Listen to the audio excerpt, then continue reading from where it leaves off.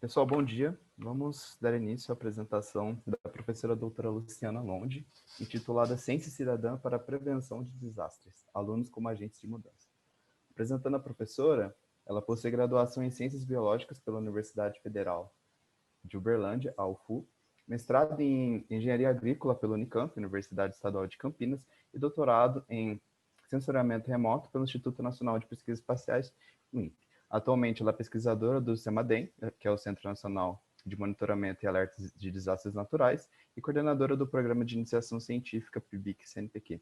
Professora, muito obrigado por ter aceito o convite. E a senhora tem aproximadamente 45 minutos, sendo que pode passar um pouquinho, tá? E a gente vai deixar 15 minutos para fazer as perguntas via plataforma Slido, tá bom? Então, passo a palavra para você. Muito obrigado novamente. Obrigada, Felipe. Bom dia a todos e a todas. Obrigada, Rafael, pelo convite para participar. Todo o pessoal da organização, Felipe, Amita, que foi super atenciosa. E parabéns pelo evento, pela organização, pela composição dos trabalhos. Estão de parabéns, estão muito bom. Eu não sou exatamente da computação, mas eu trabalho no CEMADEM, que é um centro onde todos os trabalhos têm uma característica multidisciplinar e uma capacidade muito grande de interagir com áreas diferentes. Então, acho que para qualquer pesquisa que esteja sendo desenvolvida lá dentro, existe a possibilidade de colaboração, de parceria com pessoas de outras áreas. Então, a intenção também é apresentar para vocês algumas ideias que podem estimular também essa parceria ou vocês levarem essas ideias para os trabalhos de vocês também. Então, tem esse título, Ciência Cidadã para a Prevenção de Desastres, que é o que o CEMADEM faz, onde eu trabalho. Nós trabalhamos com monitoramento de desastres, de ameaças naturais. E eu começo com essa reportagem aqui, que diz o seguinte: 11 milhões de brasileiros acreditam que Terra é plana.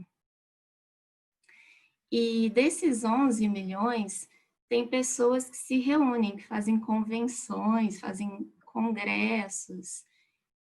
Então, eu fiquei curiosa sobre isso. Então, tem várias reportagens falando sobre esses assuntos. De um blog falando sobre isso, diz que tentou conversar com 3 pessoas do Instituto de Astronomia, Geofísica e Ciências Atmosféricas da USP, que responderam que não é um assunto para astrônomos.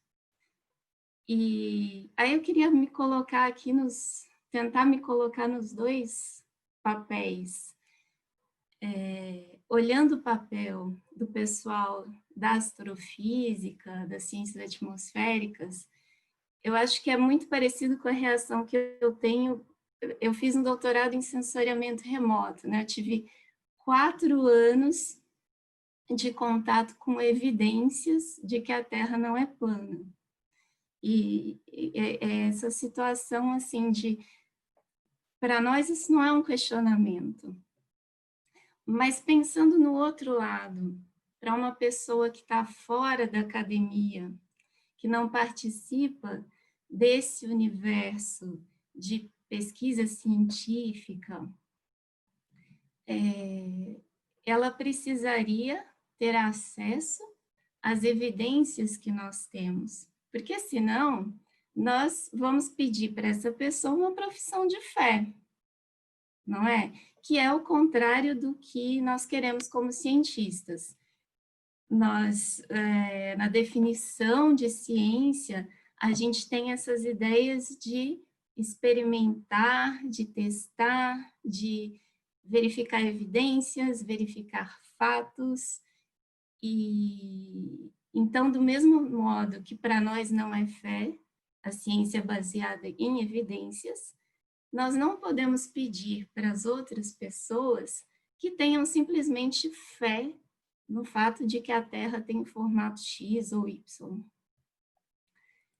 E aí teve uma coisa muito interessante de uma das pessoas entrevistadas nessa convenção, que ela diz o seguinte: ninguém aqui é Einstein.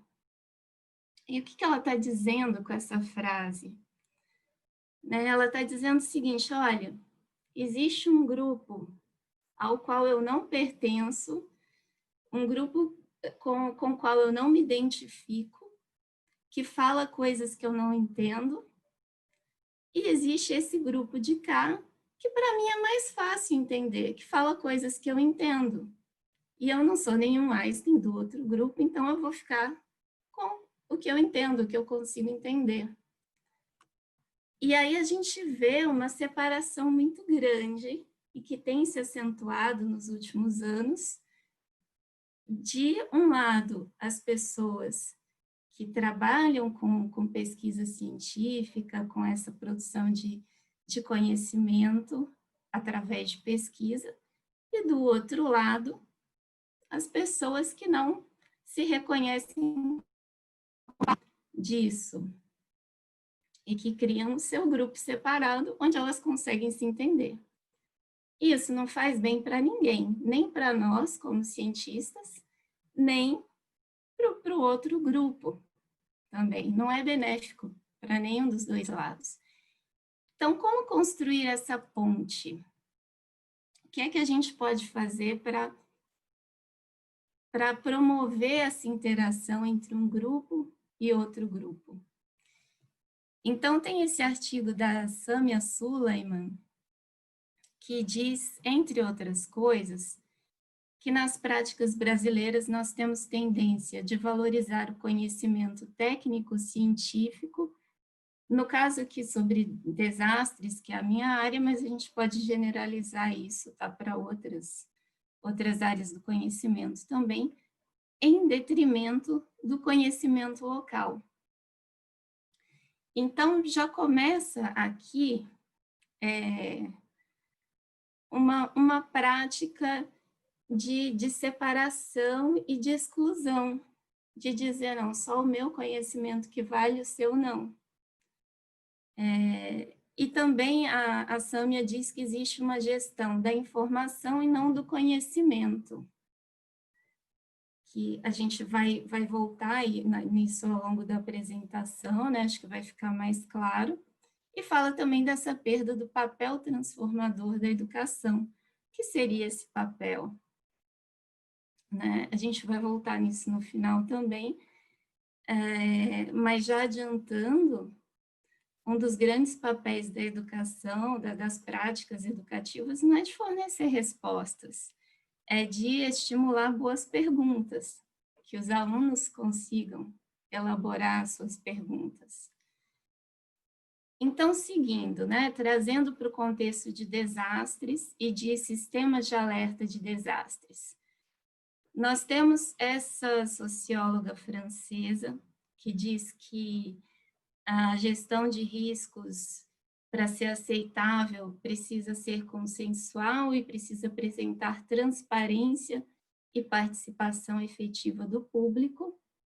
E essa pesquisadora brasileira, que é a Gabriela de Júlio, que diz que o diálogo com as comunidades, com os usuários dos sistemas de alerta, conferem mais legitimidade, mais participação e, consequentemente, aumentam a confiança da população. A população vai confiar mais em um alerta recebido se ela tiver participado de todo o processo de desenvolvimento desse alerta, se ela entender como ele funciona e se ela se enxergar parte desse processo. E todos esses teóricos, eles têm caminhado para essa direção dessa seta dos sistemas de alerta direcionados para as pessoas, para os usuários daquele alerta ou daquele monitoramento. Então, a gente tem, no passado, o que se chamava de last mile, que era uma abordagem mais com ênfase no conhecimento externo às comunidades, E, atualmente, existe uma tendência da abordagem First Mile, que seria de identificar necessidades e de incorporar o conhecimento tradicional das comunidades. E daí, nesse artigo, junto com o Vitor Marquezine, nós propomos, na verdade, assim, nem de baixo para cima, nem de cima para baixo, né, daquela outra tabelinha que falava de bottom-up. Na verdade, tem que ser um sistema centrado nas pessoas, e daí, se vocês observarem essas setinhas, sempre nesse movimento para os dois lados, as pessoas contribuindo para o sistema e as pessoas recebendo também a contribuição desse sistema. Então, no caso do sistema de alerta de desastres, ele tem 4 eixos: o conhecimento, o monitoramento, comunicação e capacidade de resposta. E em cada um desses eixos é esperada essa via de mão dupla. Daí, lá no início do CEMADEM, quando o CEMADEM foi criado, o CEMADEM foi criado depois do desastre da região serrana, em 2011. No início, quando ele foi criado, a gente tinha essa gravura aqui, que mostra um ciclo aberto. O CEMADEM recebe dados das comunidades, da Agência Nacional de Águas, do CPRM, do IBGE, de vários ministérios, do INPE. Usa esses dados e outros próprios para monitoramento, envia os alertas para o SENAD envia esses alertas para as defesas civis locais, e depois fica aberto. O ciclo fica aberto aqui. E, ao longo desses anos, a gente tem percebido que existe uma infinidade de fatores interferindo nesse ciclo, e que esse ciclo precisa ter retornos. Ele não pode ficar completamente aberto. Então, aqui, quando a gente tem alertas do CEMADEM sendo emitidos para o SENAD, que é a Defesa Civil em nível nacional, e depois do SENAD para as defesas civis locais, nós precisamos de um retorno das defesas civis locais para o CEMADEM, um feedback, e um retorno da população também. Não só um retorno aqui, mas uma contribuição para esse alerta, que eu vou falar daqui a pouquinho. Uma coisa muito importante em todo esse sistema é a gente entender o que é a percepção de risco. Quando nós falamos em desastre, nós estamos falando em risco, que é uma coisa que pode acontecer ou não, uma probabilidade. E, geralmente, quando a gente usa essa expressão, percepção de risco, a maioria das pessoas pensa nos moradores de área de risco, mas não é importante só a percepção dos moradores. Nós precisamos atender como os bombeiros e a defesa civil percebem o risco, como os gestores percebem o risco, e como os próprios profissionais de monitoramento e os pesquisadores entendem o risco, porque toda essa percepção de todos esses conjuntos vão determinar como a gestão vai ser feita e como a resposta vai acontecer, e a prevenção também. Então, de novo, aquela socióloga francesa, ela fala dessa diferença da percepção de risco em grupos sociais, comunidades, sociedades, e que os riscos são assumidos, recusados, estimados, avaliados, calculados por cada um desses grupos, e cada um pode chegar a uma conclusão diferente. E a análise do risco, aqui, de alguns cientistas dos desastres, Beck, Giddens, que eles dizem que é como se você estivesse tentando montar uma projeção de um cenário futuro, na verdade, pensando em maneiras disso não acontecer, de como evitar que aquela projeção de cenário futuro se concretize. Então, em um trabalho recente que nós fizemos entrevistando professores de São José dos Campos, eu vou começar a gente tem um parzinho sempre, né, professores e alunos. Então, antes de falar dos alunos, falando um pouquinho dos professores. Nós fizemos algumas perguntas de nível de confiança, partindo de discordo veementemente até concordo completamente, e dando a possibilidade de um posicionamento neutro, para a pessoa que diz, não concordo nem discordo, não tenho uma opinião formada. Então, na parte sobre confiança, no que a mídia diz sobre o ambiente e no que o governo diz sobre o ambiente, a maioria dos professores se coloca como neutro. E na parte referente ao que os cientistas dizem sobre o ambiente, as mudanças climáticas, principalmente aquecimento global,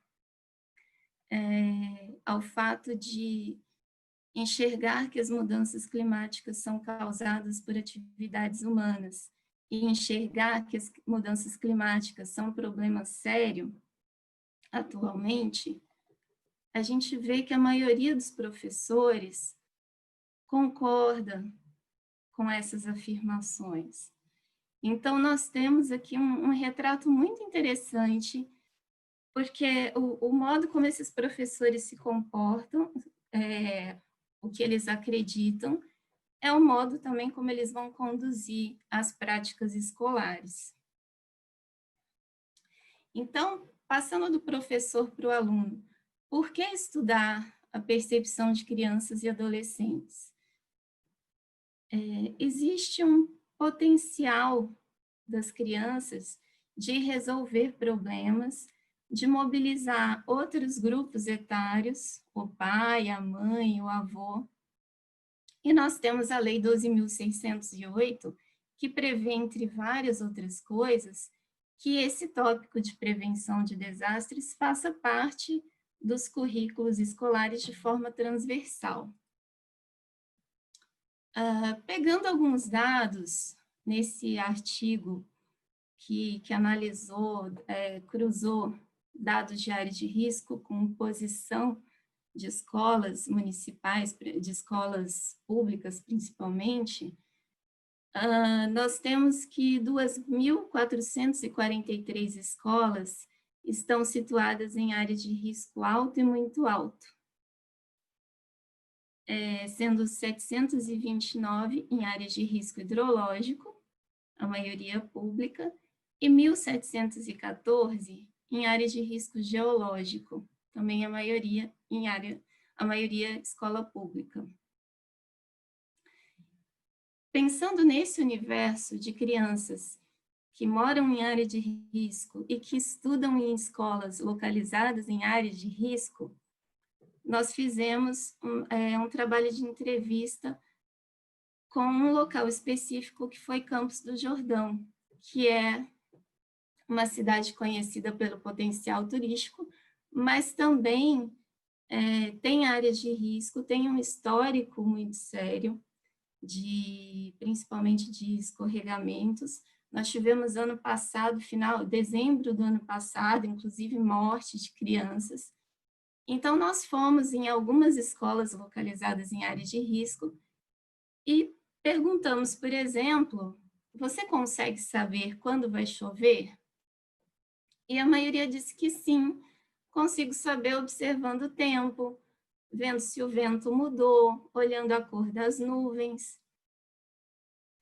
E para a pergunta, você tem medo de chuva? A maioria respondeu que não, não tem medo de chuva. Aqui está dividido por vários bairros de Campos do Jordão, mas nós temos o seguinte: 231 alunos acreditam que acontecem desastres no Brasil. 219 acreditam que acontecem deslizamentos em Campos do Jordão. 158 acreditam que existem deslizamentos no bairro onde moram. Lembrando que são crianças que moram e estudam em área de risco. 134 têm medo. E 92 acham que há perigo onde moram. Percebam a diferença quando a gente vem da escala nacional para uma situação mais individual, mais local. Muda a percepção também. Essa percepção também muda de acordo com o bairro. Nessa pergunta, você acredita que pode acontecer deslizamento de terra e onde? Então, eles indicaram alguns bairros, né, e indicando principalmente Vila Santo Antônio, Britador, que corresponde à área de risco, realmente. Na pergunta, você acha que as pessoas que moram com você aceitariam sair de casa numa situação de risco de deslizamento? A maioria respondeu que sim. E a gente tem uma situação muito interessante nesse universo que foi pesquisado, porque são pais e avós que já vivenciaram desastres em Campos do Jordão, e as crianças, até então, na época dessa entrevista, não tinham vivenciado nenhum desastre ali ainda, elas só tinham as histórias orais dos pais, dos avós, dos familiares, mas não tinham a experiência elas mesmas.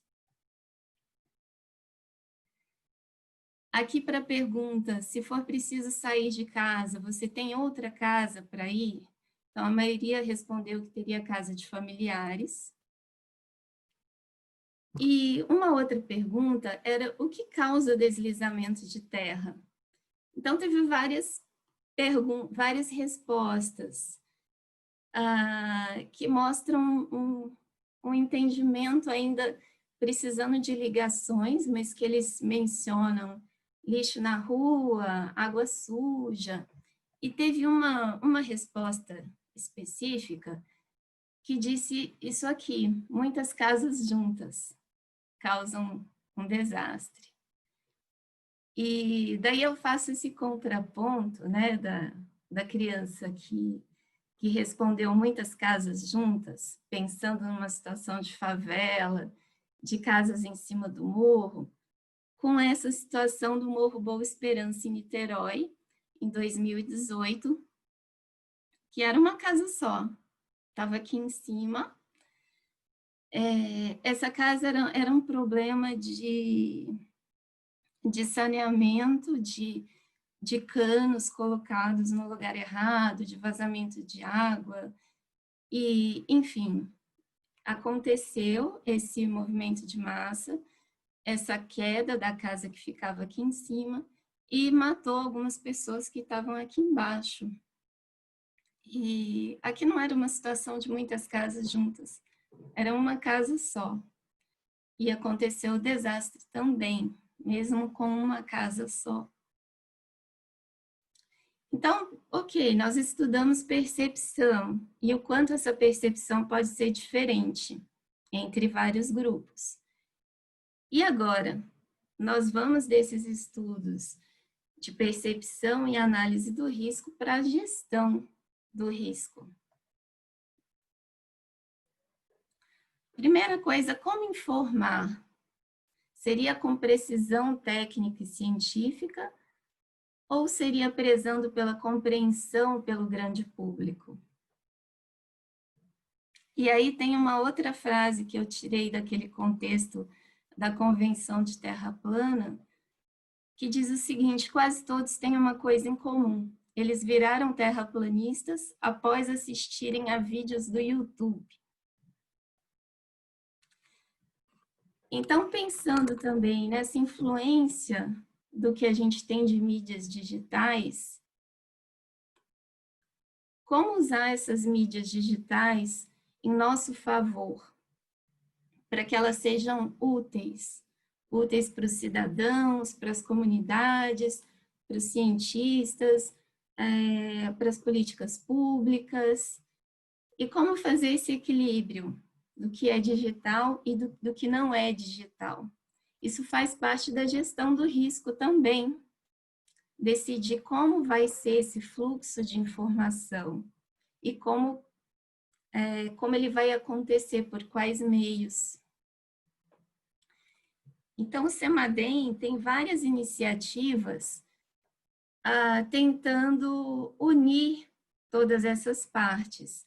A pessoa que coordena essa equipe do CEMADEM Educação, que é a Raquel Treiber, é antropóloga, então ela faz muita questão do contato pessoal, presencial com as escolas, com os alunos, mas eles também têm vários meios de interação via digital, via aplicativo, via WhatsApp. E no trabalho que é feito com essas escolas, algumas escolas têm um pluviômetro semiautomático que foi cedido pelo CEMADEM, e algumas têm mini estações meteorológicas que foram montadas com material de baixo custo, e eles anotam diariamente, fazem a leitura do pluviômetro, anotam outros dados que eles conseguem coletar e mandam para o CEMADEM. E alguns fazem isso de maneira bem sistemática mesmo, diariamente. Que foi uma maneira que se encontrou de unir o digital, e principalmente o envolvimento dos alunos, uma vez que eles fazem a leitura dos pluviômetros, eles têm o auxílio dos professores para fazer os cálculos que precisam ser feitos e usam as mídias para informar esses dados, não só para o CEMADEM, mas para as comunidades, para o pessoal do bairro daquela escola. E aí tem diversos grupos e perfis no Facebook, no Twitter, nesse sentido, para fazer essa informação circular. Então, eles chamam esse trabalho de convidação, que são práticas de educomunicação em parceria com a Defesa Civil, com outros grupos. E nesse caso, além de estar centrado nas pessoas, está centrado nas escolas. A gente tem a escola como foco principal de trabalho. Então, seriam as escolas permeadas por tudo isso que passa pela gestão dos desastres. A incerteza e a adaptação, as mudanças climáticas e a justiça climática, partindo de uma realidade local e considerando um contexto global, e tudo isso girando em torno da atividade daquela escola. E daí, quando eu estava preparando essa apresentação, eu recebi uma cópia desse livro que foi lançado muito recentemente, acho que foi lançado em agosto, agora, e esse capítulo resume exatamente a minha apresentação.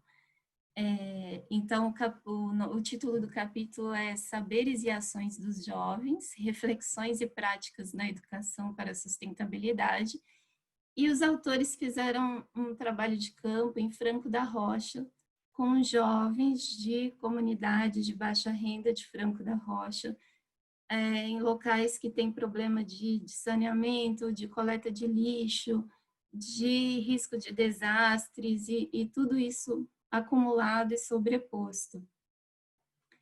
E daí os autores mencionam esse duplo papel dos jovens, tanto como agentes normais do ambiente, são cidadãos, são moradores que habitam aquele lugar, como agentes de mudança na transição para comunidades resilientes e sustentáveis.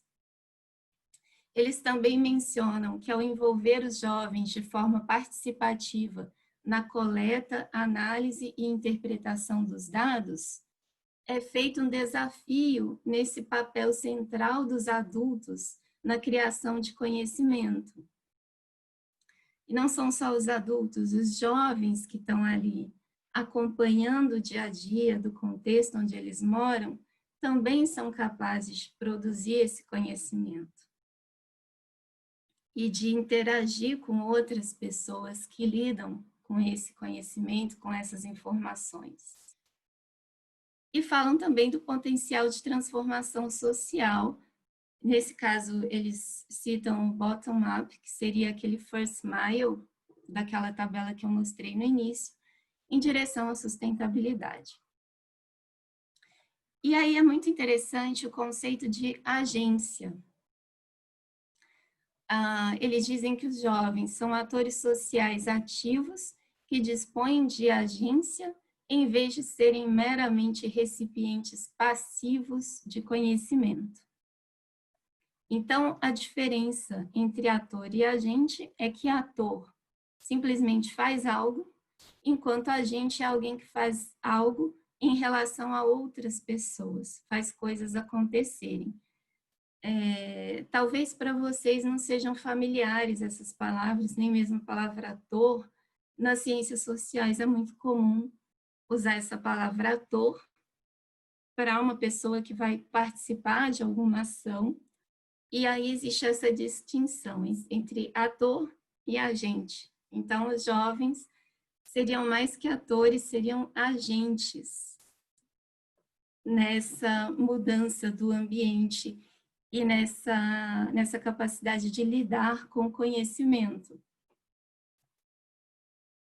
E aí nós temos vários níveis e tipos de participação, desde o tipo completamente passivo, que teria uma participação talvez só de ser informado sobre alguma coisa, até o tipo mais ativo, que seria um coparticipante, um co-criador do conhecimento que está sendo gerado. E aí isso tem um nome, chama pesquisação participativa, em português. E essa pesquisação, ela se baseia principalmente em perceber, em ajudar, em capacitar os jovens a se perceberem como jovens cidadãos, como parte integrante daquela comunidade, daquela sociedade, e com relevância para a geração de conhecimento coletivo. E aí existe um outro conceito que é usado, que é o de cidadania vivida. E essas práticas podem ser caminhos para acesso a caminhos mais formais de afirmar a cidadania desses jovens. Aqui um geógrafo, Tuan, que compara essa vulnerabilidade da criança quando nasce, que é completamente vulnerável, e do adulto depois, que é uma vulnerabilidade aos eventos, às ameaças da natureza, aos eventos externos, mas que continua sendo vulnerável. E como lidar com essa vulnerabilidade? E aí o Tuan fala aqui dessa capacidade de se unir para lidar com essa vulnerabilidade. Então, eu queria voltar aqui a gente falou lá em cima, né? A frase daquela pessoa que disse ninguém aqui é Einstein. E daí tem essa página de 18 de abril, do livro do Eduardo Galeano, Os Filhos dos Dias, que diz o seguinte: hoje morreu em 1955 Albert Einstein. Até este dia, durante 22 anos, o FBI grampeou seu telefone, leu suas cartas e revirou suas latas de lixo. Einstein foi espionado porque era espião. Espião de Moscou, era o que dizia sua frondosa ficha policial. E também dizia que ele havia inventado um raio exterminador e um robô capaz de ler a mente humana. E dizia que Einstein foi membro colaborador ou filiado a 34 frentes comunistas entre 1937 e 1954.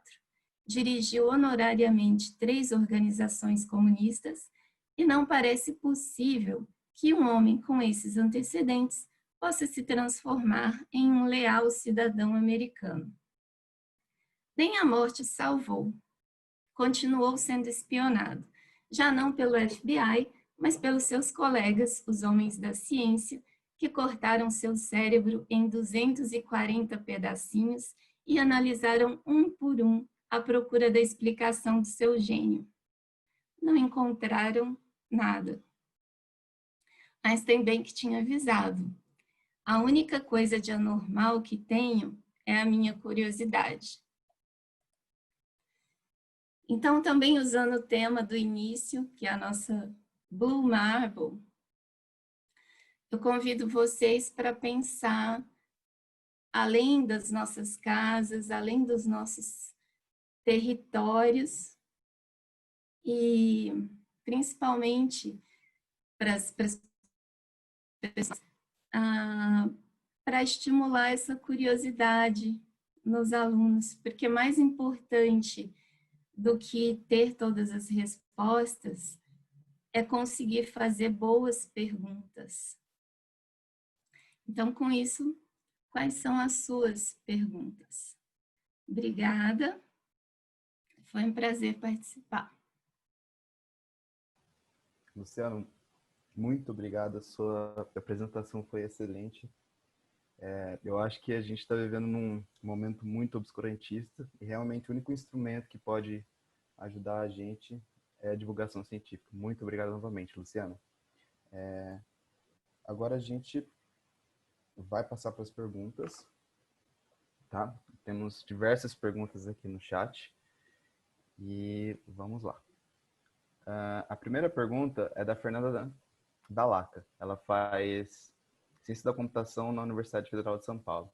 Ela pergunta o seguinte: dependendo do assunto, poderá-se ter uma quantidade grande de negacionistas. Como podemos evitar esses ataques coordenados? Ou como reconhecê-los?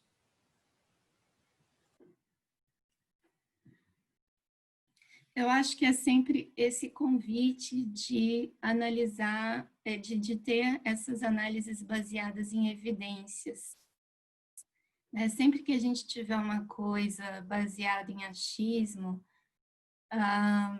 eu acho que a melhor forma é convidar as pessoas a olhar os fatos, olhar os dados, olhar os números, conversar sobre esses fatos, sobre essas evidências, porque senão a gente fica como se fosse uma briga religiosa, né? Não, eu acredito que Deus é assim, eu acredito que Deus já veio, eu acredito que Deus vai vir. Na verdade, a gente não está falando de fé, a gente está falando de evidências, né? Então, eu acho que vale para tudo. É claro que tem temas que são mais difíceis, porque eles envolvem outros aspectos da pessoa, do que a pessoa acredita, né? Mas em todos eles eu acho que é esse caminho de não simplesmente esperar que a pessoa acredite, mas de tentar trazer para uma discussão dos dados, mostrar, colocar na mesa, a gente tem isso aqui, né? E para tudo, por exemplo, para pessoas que às vezes não acreditam em micróbio, em bactéria.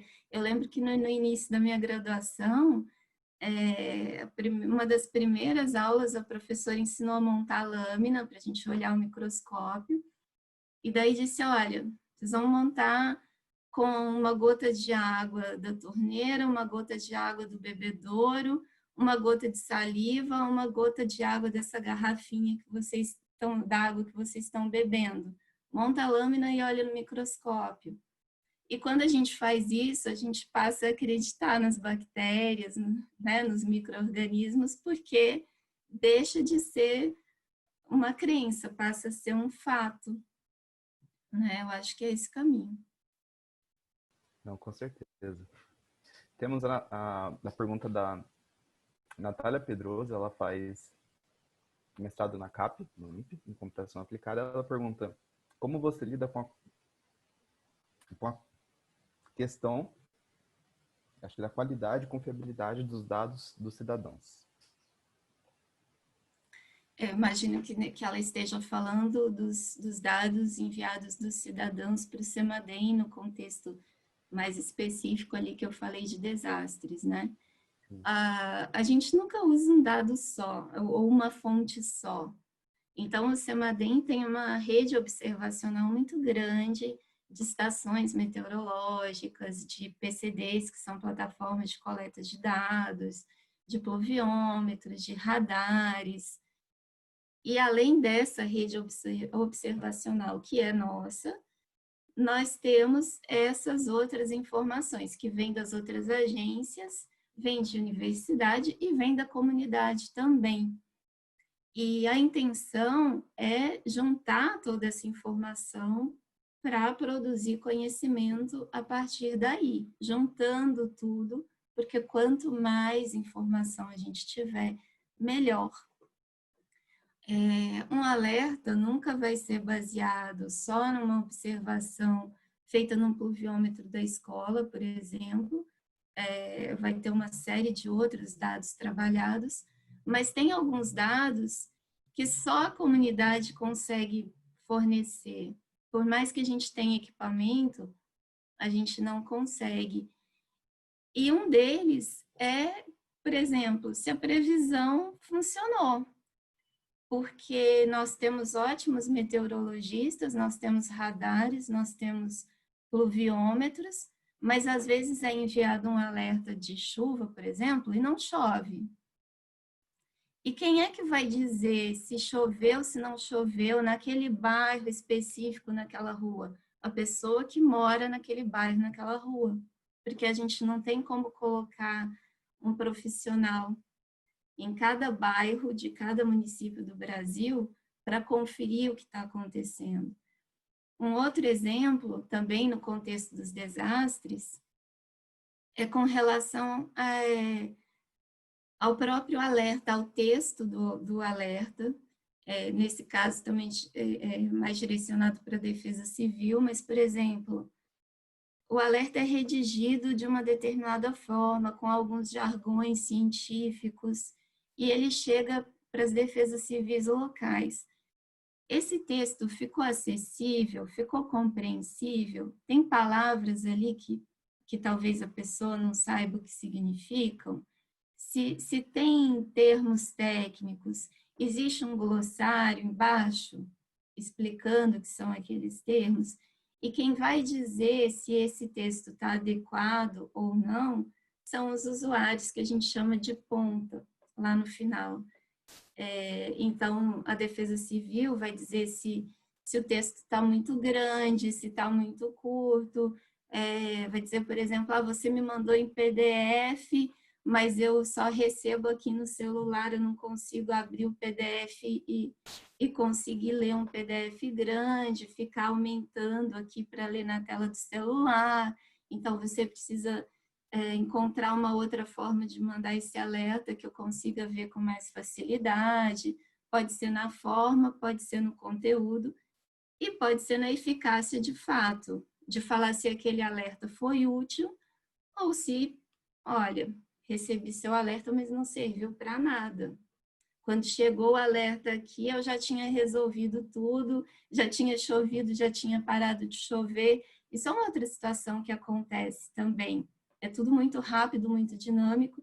Às vezes, a gente, nesse fluxo todo de gerar o alerta, mandar o alerta para o Senad, mandar para a Defesa Civil, quando o alerta chega em quem precisa, já parou de chover. Isso acontece também. E quem dá esse retorno é quem está lá na ponta, no final, recebendo essas informações.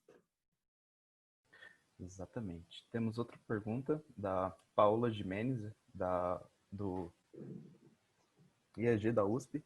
Ela perguntou se existem estudos sobre quais faixas etárias estão mais abertas a receber informações científicas sobre assuntos polêmicos, eu coloco entre aspas, como mudanças climáticas.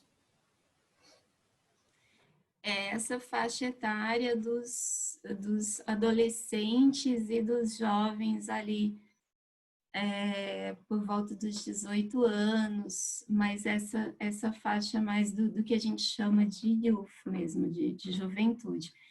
E pelos números, parece que quanto mais velhas as pessoas vão ficando, mais fechadas elas vão ficando também para mudar de opinião, para aceitar coisas diferentes do que elas já formaram durante a vida. E é meio compreensível isso, né? Tem uma certa lógica, porque se a gente vai acumulando aquele mesmo tipo de pensamento, mesmo tipo de comportamento ao longo dos anos, se for pensar nessa proporção em relação ao tempo vivido pela pessoa, a pessoa mais velha tem um tempo muito maior ali, acreditando que as coisas são daquele jeito, né? Já com um jovem, além de ter esse tempo de vida mais curto, esse tempo de experiência, de contato com o mundo,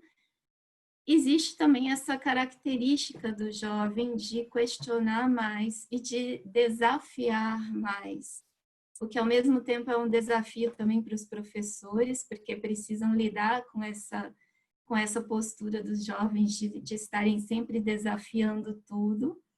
Mas, por um lado, essa postura desafiadora é o que move também essas perguntas, essa busca de será que não existe uma explicação diferente para isso, né? Excelente. Temos outra pergunta aqui do Yuri. Ele faz mestrado na CAP, no INPE. Ele pergunta: quão importante as evidências são para a ciência cidadã? Gerar informações confiáveis e factíveis. Né? Para gerar informações confiáveis e factíveis. Então, eu estava escrevendo um livro com uma pessoa da Fiocruz e tinha um capítulo do livro que a gente falava do conhecimento local. Então, por exemplo, na época dos tsunamis, existia um conhecimento quase tradicional passado ali de geração em geração, falando sobre um jeito de observar a água, e se a água tivesse as características tais e tais, a pessoa precisaria sair da praia,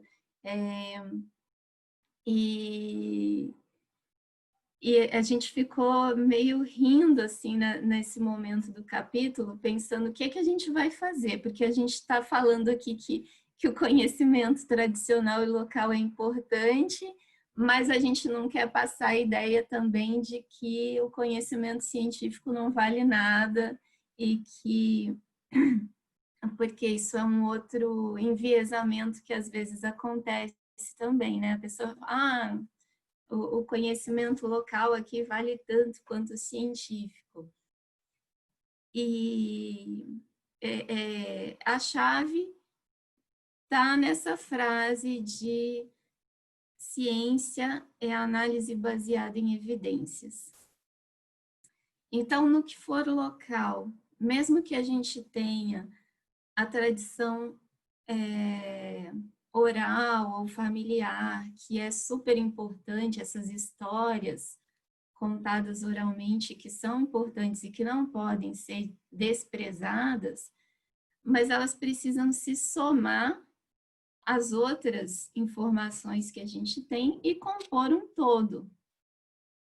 E aí a gente vai, é o mesmo princípio que eu falei ali do alerta. Quanto mais informações a gente tiver, melhor. Informação é sempre bem-vinda. Uma vez chegada a informação, a gente vai trabalhar junto com isso. E se a gente conseguir trabalhar junto com essas pessoas, no caso da ciência cidadã, analisando ali o que faz sentido O que que não faz? O meu avô passou informação X. Vamos testar essa informação que ele me disse? Será que a gente consegue fazer um teste e ver o que acontece? Às vezes é possível testar, às vezes não. Quando não é possível testar, a gente tem que fazer todo um trabalho daquilo que eu falei do risco, de fazer cenários, né? Imaginar cenários e o que aconteceria, né? Se fosse por esse caminho, quais seriam os efeitos? E por esse outro caminho, teria impactos? Seriam maiores ou menores? E tem que acontecer essa discussão sempre.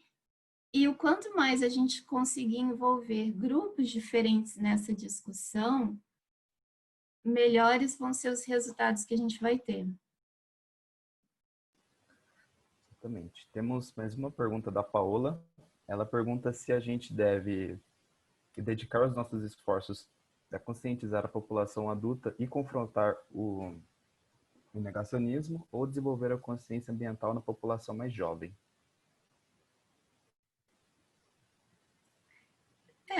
Tudo está interligado. Quando a gente diz aqui de trabalhar com os jovens, uma das prerrogativas é de que esses jovens tenham o que a gente chama de permeabilidade.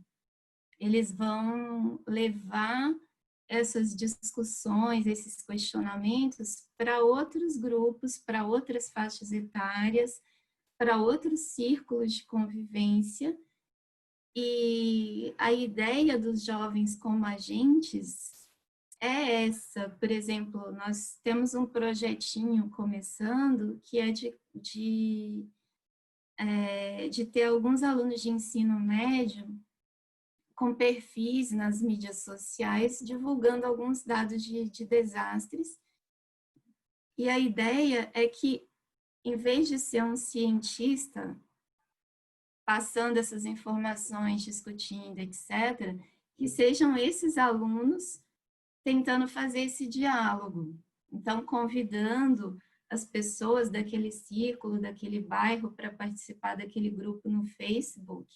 E ali eles vão discutindo os problemas daquele bairro, o que é que eles enfrentam, que pode ser diferente de um bairro para o outro, qual a ligação disso com o risco, quais os riscos, se é um bairro que não tem coleta de lixo, ele vai ter riscos diferentes de um bairro que está próximo de um rio ou que está em cima de um morro. E a ideia é que as comunidades locais consigam pensar sobre essa situação local, sobre essa realidade, sobre o próprio risco e, a partir daí, sobre o que fazer. E aí a gente tem várias esferas de ação. Tem a esfera local, que é principalmente eles vão enxergar com quem eles podem interagir para conseguir mais informação, para pedir alteração de políticas públicas, e a partir daí vai ganhando outras esferas. Quando a gente fala de políticas públicas, por exemplo, a gente saiu daquela esfera mais individual, mais local, para ir agora para a escala de município. O que é que esse município faz, considerando o que aquelas comunidades entendem como necessário naquele momento. Então, sempre esse diálogo. Perfeito. O Pedro Alexandre, que faz mestrado na CAP, ele perguntou se o CEMADEM atualmente prepara algum material que os professores possam utilizar para discutir o tema de prevenção de desastres. Sim, na página do CEMADEM tem uma aba específica que é do CEMADEM Educação, que tem bastante material. Tem essa equipe do CEMADEM Educação faz essas campanhas anuais, que são campanhas para que as escolas trabalhem esse tema de prevenção de riscos e fazem sorteios, fazem premiações. E na página deles tem também indicação de vários materiais do próprio CEMADEM, entre outras coisas, tem um glossário de termos e conceitos principais, e tem também indicação de materiais de outras fontes que têm alguma relação com esse tema.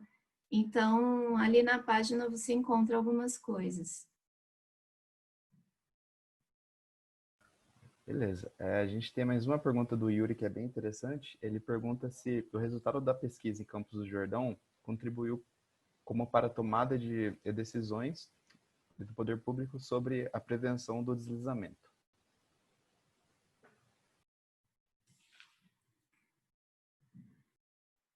Contribuiu indiretamente, tá? Não vou dizer que diretamente, tá? A pesquisa citada em uma política específica, por exemplo, mas essa pesquisa que foi feita motivou alguns outros trabalhos que têm sido feitos, inclusive com a defesa civil e de aceitação dessas pessoas para trabalhar junto com a defesa civil.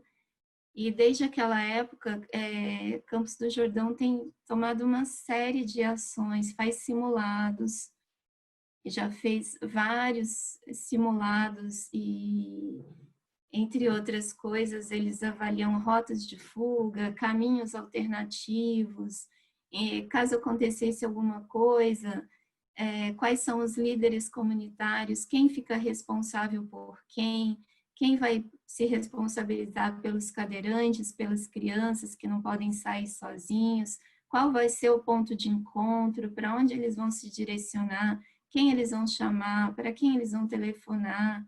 E tudo isso faz parte de um trabalho amplo que vai sendo construído pedaço a pedaço, pouco a pouco. E eu acho que o primeiro pilar para isso é justamente despertar essa atenção para, né, o que está acontecendo onde você mora? Tem algum problema? Então, igual quando a gente fez a entrevista, muitos alunos não reconheciam que tinha problema.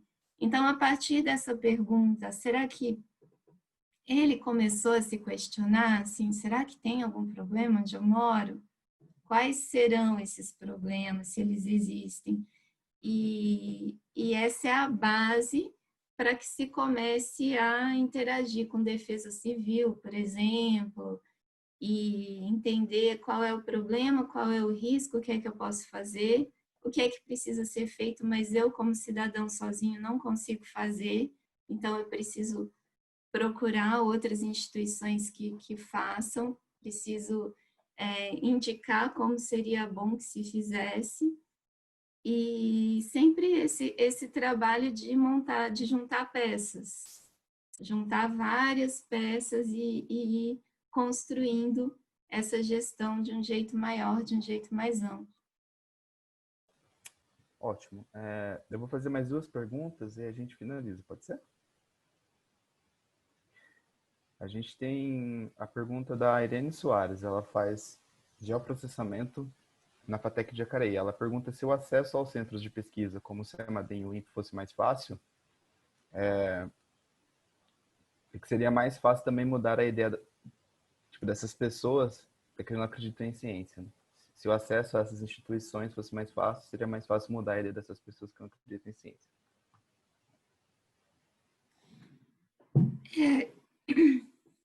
Eu evito falar em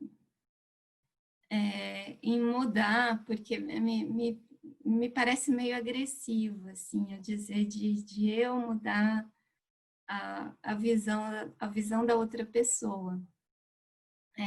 Eu posso oferecer as ferramentas que eu tenho, né, as coisas os dados que eu estou enxergando, posso mostrar para essa pessoa, mas a decisão final vai ser sempre dela, porque ela é livre, ainda bem, né, todos nós, então a pessoa não precisa concordar comigo em tudo, né? O importante é ter acesso à maior quantidade possível de informação, de leitura, de tudo mais. Nesse aspecto, O CEMADEM tem um mapa interativo que é aberto para qualquer pessoa, para quem quiser entrar. No mapa interativo é possível ver vários dados de sensores, de pluviômetros, a pessoa escolhe o município, vê, por exemplo, os pluviômetros que estão disponíveis, os pluviômetros mais próximos daquele local que ela quer saber, pode ver o acumulado de chuva. Então, o mapa interativo, por exemplo, é uma forma de a pessoa ter acesso aos dados. A interpretação que ela vai fazer desses dados é uma outra coisa. Talvez ela não consiga, de uma primeira vez, olhar aquilo e extrair alguma coisa que faça sentido para ela. Se for uma pessoa de outra área, ou que não tenha tanta familiaridade com aquilo. E aí entra a interação com os profissionais. No caso dessa equipe do CEMADEM Educação, eles levam algumas turmas para o CEMADEM para conhecer, para visitar a sala de situação. Nessa situação de pandemia, agora está tudo paralisado, tudo em pausa, não tem como levar ninguém, então nesse momento tem que ser digital, virtual mesmo, essa interação. Mas além de oferecer os dados, acho que precisa ter essa abertura de auxiliar as pessoas a entender o que está sendo mostrado, mas eu acho que não com essa postura de mudar, a postura de, olha, vou te explicar o que significa essa letrinha, o que significa o nome desse aparelho, o que é que esse aparelho faz, o que é que esse aparelho mede, se esse número aqui é muito alto ou muito baixo. E a partir daí a pessoa precisa ter a capacidade dela também de analisar e de formar a opinião dela. E quanto a isso, a gente, uma vez fornecidos os dados, fornecidas as ferramentas, aí a gente precisa respeitar também a opinião que cada um forma, né? A opinião não, essa é uma palavra horrível, mas a interpretação que cada um faz. Sim, exatamente. Então, só finalizando com a última pergunta, é da Amit Murali Krishna, da CAP do INPE. Ela pergunta se são incluídos no monitoramento os fatores não naturais que também podem agravar os eventos naturais. Aí ela fala como o caso da casa com problemas na tubulação de água. Sim, são incluídos vários. Alguns demandam um esforço grande, então estão ainda em desenvolvimento. Alguns são feitos só para alguns municípios, por exemplo, numa escala piloto, mas o CEMADEM tem um acordo com o IBGE, que é de fazer análise por face de quadra. Face de quadra significa o seguinte: é feita uma desagregação dos dados do censo. Essa desagregação não pode ser feita por qualquer pessoa, porque poderia expor dados sigilosos, né, das pessoas. Então, são pessoas específicas do IBGE que fazem essa parte. Mas a partir daí, desses dados de face de quadra, se consegue desagregar e depois agregar esses dados para ficarem conforme a área de risco, o polígono da área de risco. E tendo esses dados para aquele polígono daquela área de risco, daquele bairro, a gente consegue dizer quantas pessoas moram ali, quantas famílias, quantas mulheres, se tem cadeirantes, se tem idosos, consegue dizer também as informações de água, de esgoto, de lixo, informações diversas dessas do censo que o IBGE coleta, e consegue isso com um refinamento muito bom, né, específico para uma área de risco específica. Mas como essa parte é toda muito trabalhosa, né, de desagregar, conseguir dados por face de quadra, fazer para cada área de risco, imagina, tem municípios como Salvador, por exemplo, tem centenas de áreas de risco num único município. Então, por enquanto, não existe isso para o Brasil inteiro, existe para alguns municípios que foram selecionados para a escala piloto, mas sim, existe essa informação, em alguns casos mais refinada, em alguns outros casos menos refinada, usando os dados normais do censo, mas tudo isso é considerado, sim. Ótimo. Então, eu gostaria novamente de agradecer à professora Luciana. Muito obrigado, professora, por ter aceito o nosso convite e vir aqui dar essa excelente palestra. Muito obrigado.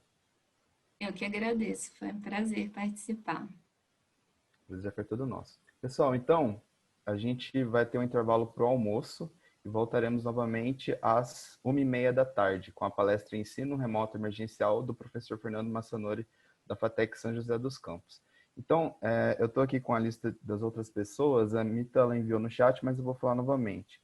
Então, ontem, os ganhadores dos prêmios foram o Jales, da UMB, ele faz engenharia ambiental, e o Petrônio Cândido, que ele faz, não colocou o curso dele, mas ele estuda no IFNMG, e a Andresa Serra também, tá? Pessoal, é isso. Voltamos daqui a pouco. Muito obrigado. Até mais.